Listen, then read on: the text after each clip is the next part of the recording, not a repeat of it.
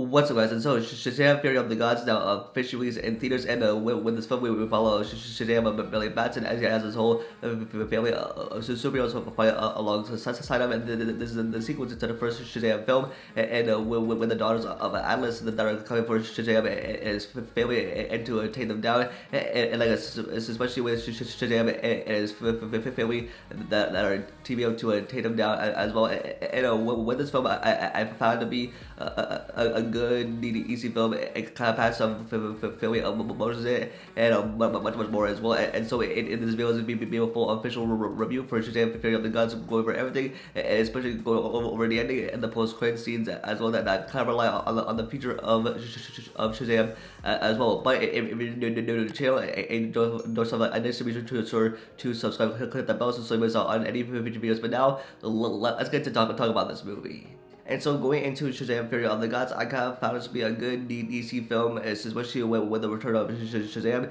And it is an entire family of superheroes that all begin, especially after the first Shazam film, and they're all like fighting crime, and like, even with the entire aspect of it, like trying to save the world, and like even with having the daughters of Atlas coming from front of them, I kind of found it to be a good and entertaining Shazam or with the Shazam, and even with the entire family of superheroes trying to fight them.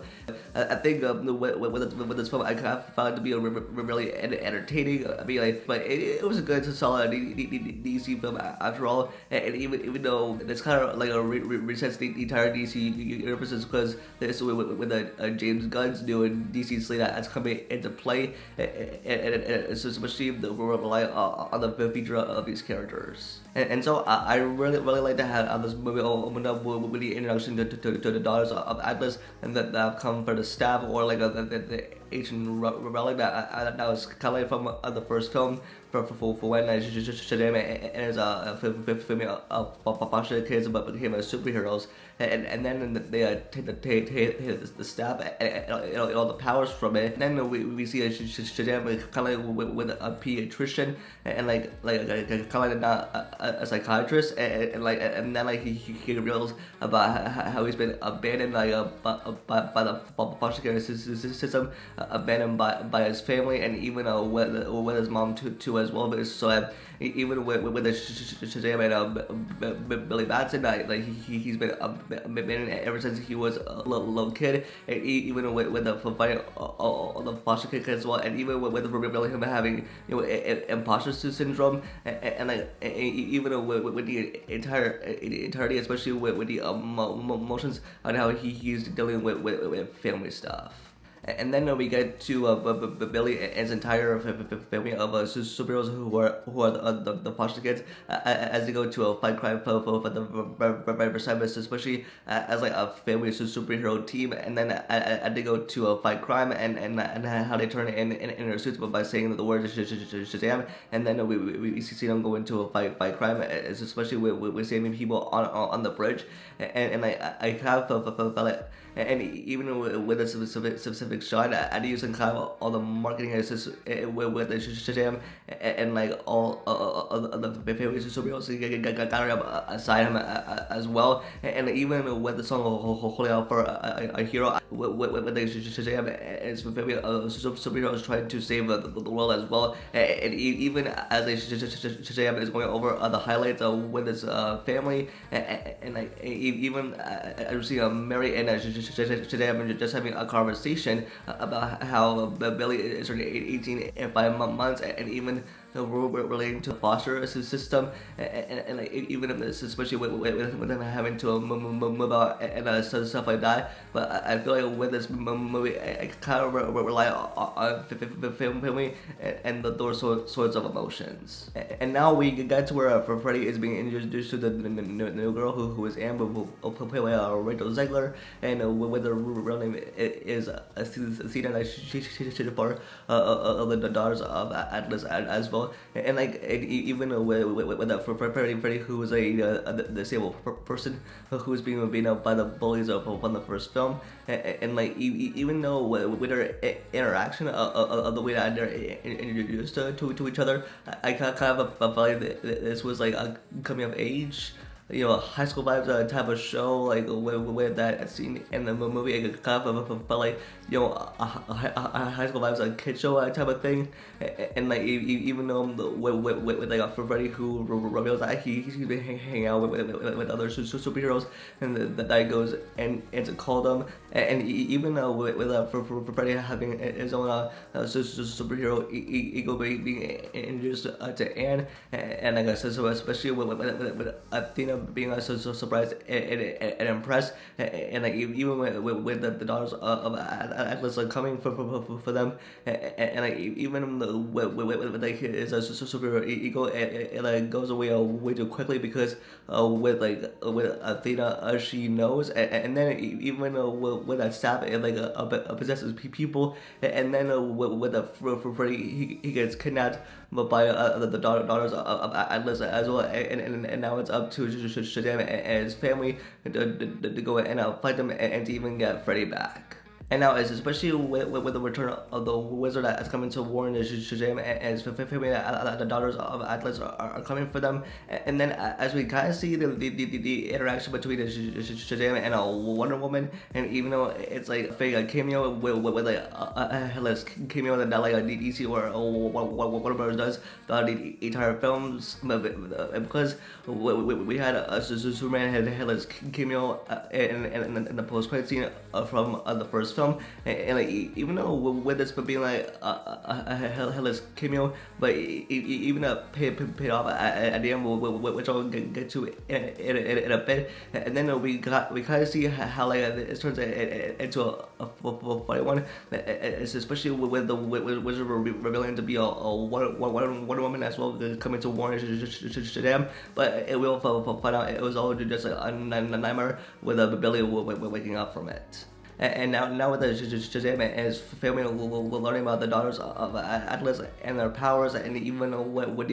origin and the mythology of them, and like kind of fell flat, and even with learning some things, it was pretty cool to learn. But even though with their lair and with Freddy and the wizard being captured by them, and I guess especially as I love Freddy and Anne's interaction on screen, I think like I thought they were like amazing on screen, and they had a good chemistry, and especially as I love the interaction and chemistry between Freddy and the wizard. It's because even with the wizard, I gave Billy powers in the first place to make him a Shazam. Even with him talking to Freddy, it was all pretty cool to see. And now, as we're in like the third act of the film, especially with the parents, they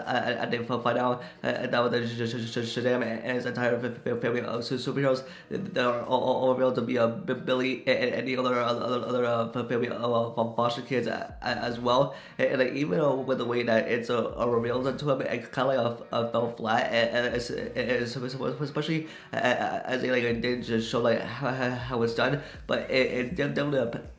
paid off, especially in like the final battle, one of the daughters of Atlas came for them, especially with that dragon and destroy everything in Philadelphia, and like, even with like Shazam as willing to risk his powers and to sacrifice himself, even just to defeat the dragon and to save the world. Even as we get this touching moment between Billy and his foster mom, and it was kind of touching as well. And even with Billy transforming into Shazam for part of his entire family and saving the world. And now it's especially as we're in the final battle with the foster superhero kids, and now I come to save the world as well. And even with Darla who has obsession with unicorns, but it kind of pays off, especially with her having Skittles in her pocket, and kind of poking fun at the Skittles commercial. A taste of the rainbow, and like that's exactly what she did. and with the unicorn, eating Skittles, and even with them running all the unicorns as well, and especially as we're seeing Shazam fighting the dragon, and even as we're getting Game of Thrones vibes from this, as we're seeing how this battle ends with Shazam risking and sacrificing his powers to defeat the dragon, but then at the end of that, we see him kind of transforming back into Billy and kind of end up being dead. And now, as we're in the final scene where the family mourning over the loss of Shazam, and even with this grave that has a lightning bolt on it, and then we get a cameo by Gal Gadot's Wonder Woman,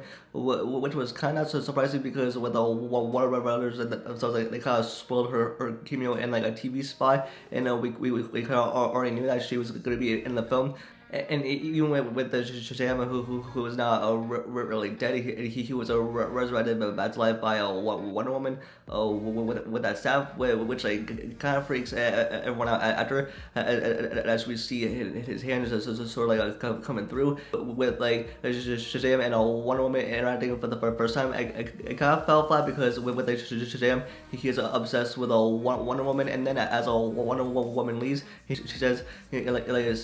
stick to saving the world, kid, and even it was like kind of fun to witness, but at the same time, it kind of fell flat as well. And even with getting a cameo by Gal Gadot's Wonder Woman for the last time, it was like kind of great, not like so great. It's because with the entire DC universe that's going into a reset with James Gunn's new DC slate, but it was cool getting a cameo for Wonder Woman for the last time. And then now we get to a post-credit scenes which feature Hardcore and John from the Peacemaker series, and we know that there's going to be a Peacemaker season 2 on the way, plus with Hardcore being played by James Gunn's wife, Jennifer Holland, and then asking Shazam to join their team of heroes, and even as a poke fun at the Justice Society, as seen as trying to defeat Black Adam. But like with the future with these characters, and even with James Gunn's new DC slate that was announced, and even poking fun at the Avengers as well, and I'm making that canon to the DC universe, which is kind of not so surprising because with the MCU that it kind of made connections to a DC before of how like Eternals made connections to the Superman, poking fun at it as well. And plus with the MCU and the DC universe as well, they kind of make some connections, and they'll probably canon into each universe. And then we get to the post-credit scene, which you see the return of the Doctor from the first Shazam film, who was the main villain. And then as he's talking to a caterpillar, but by trying to get into a breakout for president and to go after him, but I kind of fell short, but it was obviously a pretty funny, and just see the return of the Doctor, and he is still in prison. In fact, I think with the post-credit scene of the first Shazam film, there was like a scene with him in there, but it kind of fell flat. Even when there's a post-credit scene, that doesn't have an impact on anything in the future. Like I said, with the Shazam Fury of the Gods, I thought that this was a fun family DC sequel with the Shazam and his entire family of superheroes fighting alongside him, and even with the daughters of Atlas that come to kill them. But even though it's kind of felt solid, but at the same time it was kind of predictable, and I even love the daughters of Atlas, and even with the original Zaga's character who's Athena, and especially as I love the Freddy and Theta's chemistry together on screen, and even though with this movie it's going into an entire reset, especially with the James Gunn's new DC slate, but I guess we're just got to wait to see what the future holds as well. So that is gonna be it for this video. Let me know your guys' thoughts in the comments down below. What are your thoughts on Shazam Fury of the Gods? Give me a rating between 1 and 10. We can get this video a like and subscribe to turn on that bell for future videos. And for updates, always follow me on Twitter. And with that, I'll see you guys in the next video. Peace.